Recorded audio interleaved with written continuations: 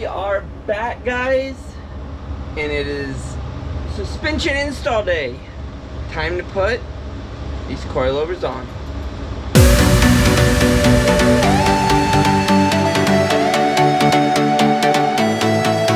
And as normal, we have to clean up the garage first so that we can work in it, because over the weeks stuff gets just piled everywhere in here and then we can't work on it. So let's clean this up first and then get to putting the suspension on.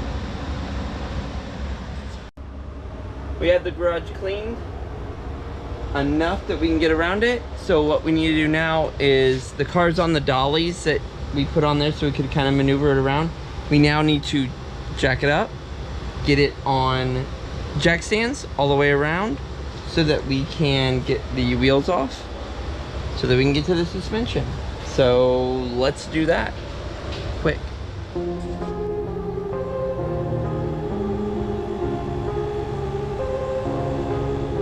are now up on all 4 jack stands. All 4 wheels are down here, and we are ready to finally get started on actually taking the suspension out. This isn't too hard of a situation to do. I'm leaking oil out of the dipstick hole.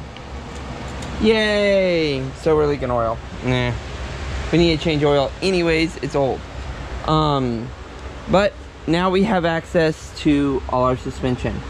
One of our first things we'll do is take the sway bar links off either side.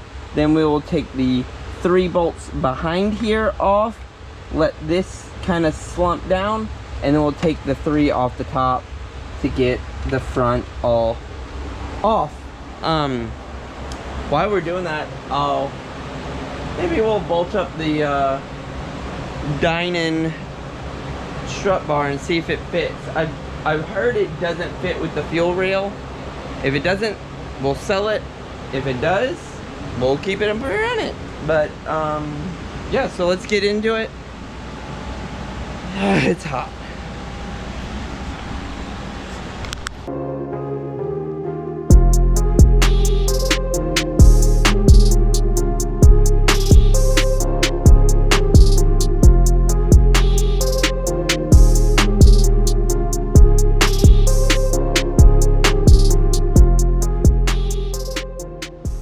So here's a side-by-side comparison of the BC on the left that just came out and the Maxpeeding coilover on the right. So you guys can see there's some visible differences between the two here. And one that I think I'm gonna run into a problem already is what I see is the distance of the sway bar link on the BC is there to, you know, that distance. But if you see on the Max, it's up there. I have a short little sway bar in link, and I'm gonna have to probably get a longer one so that that's able to fit. Some other visible differences: the thickness of the plate here and the thickness of the plate here. This is a little thinner than the BC's, and the same up here. The thickness of here and the thickness on this part is also thinner. And our sway bar mount is just a little thinner up here than it is over here. I'll get a micrometer and measure those, but they look a little bit smaller, which visibly you can see that. Also, another thing you notice is in the adjustability.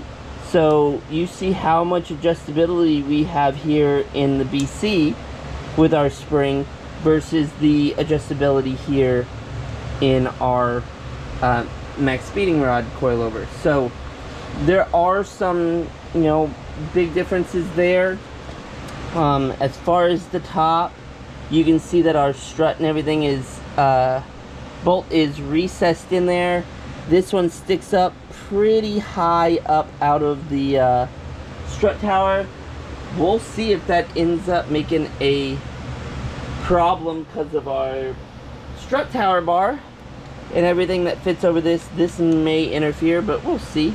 Then as you move up, you know, you can kind of see the adjustability is about the same. Looks like there's a little bit more caster adjustability than there is on the Max.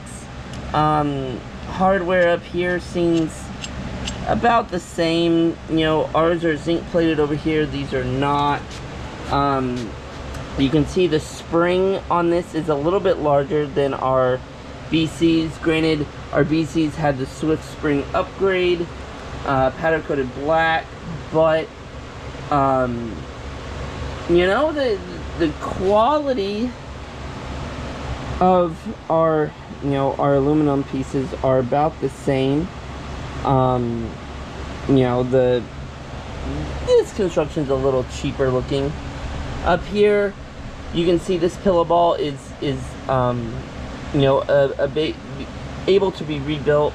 This one is not able to be rebuilt, so once that goes, that's going to be gone.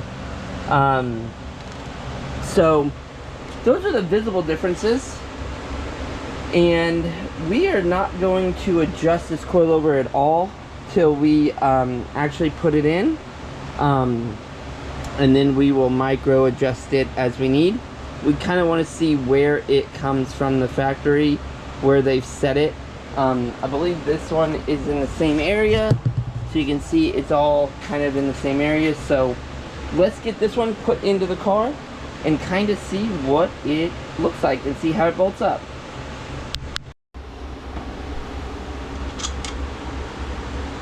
So one thing I did notice, and these aren't fully tight yet, but our studs are significantly higher.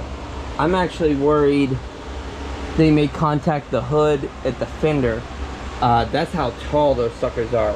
And I know they probably did that because most people run a strut bar and they want to be able to put the strut bar on and everything like that, but those seem a little high. But let's go in and take a look at the actual strut here. Actually bolted up pretty easily. Not too much of an issue at all. It bolts up just as it should. But back there, everything kind of went smoothly. I got my sway bar link on, and they look decent. Granted, I don't know if they'll contact the wheel or not, but I don't think they will. But they bolted up like they should. They look good in there. We're just going to tighten up the top. We'll jump to the other side and finish that. Then we'll jump to the back and do the back. I am going to weigh these guys for you. These seem fairly light. These seem like they have some weight to them. So we'll kind of weigh those and see what the difference is. Because, you know, unsprung weight on the front of a car, if you're racing or tracking or anything, is a very important thing. So, yeah, let's jump to the other side, do that side, then we'll jump to the back and do the back. So we are jumping to the passenger side to put on the passenger side strut. As you can see, this is a different day. Oh, and I don't have all the lights on. So this is a different day. Now we do! So, we got one strut on driver's side. We went to go to the passenger side, and it was super late, so we're doing the passenger side now. So, let's get it done. Taking off our 3 bolts so that we can drop our whole brake assembly, everything down. While we're doing that, we're watching Formula Drift Utah. why we take this off. Second BC is out. Puppy's laying next to the first one. I'll put this by you, buddy. Sorry, it's in your bed. So, let's grab our next front and get it positioned and get it installed. Let's get it. Oh. Well, guys, we are done with the front. As you can see, the front is installed. I don't know if you guys can see, it's kind of dark. Let's see. Boom! Front is installed. Both fronts installed, done. That was fairly simple, guys. That was 10 minutes, 15 max, maybe. The back is even simpler. Literally, we take our one shock, it drops down, take our spring out, take our two shocks off the top of the BCs, they drop down, and the shock comes out. This comes down, our spring goes in, and we're done. So let's get the rear completed so we can get this sucker done, and we can call this video over so that we can get back to other things, so we can get the car moving, so we can test out the suspension and tell you guys how it actually rides and how it feels and if it's good or not. So let's jump to the rear. Done with our MaxpeedingRods Coilover install. We have all our BC stuff over there. We have now fully installed all four corners, the suspension. So it went together very well. The springs in the back were a little bigger than the BCs, but the shocks were about the same size, adjustable as well.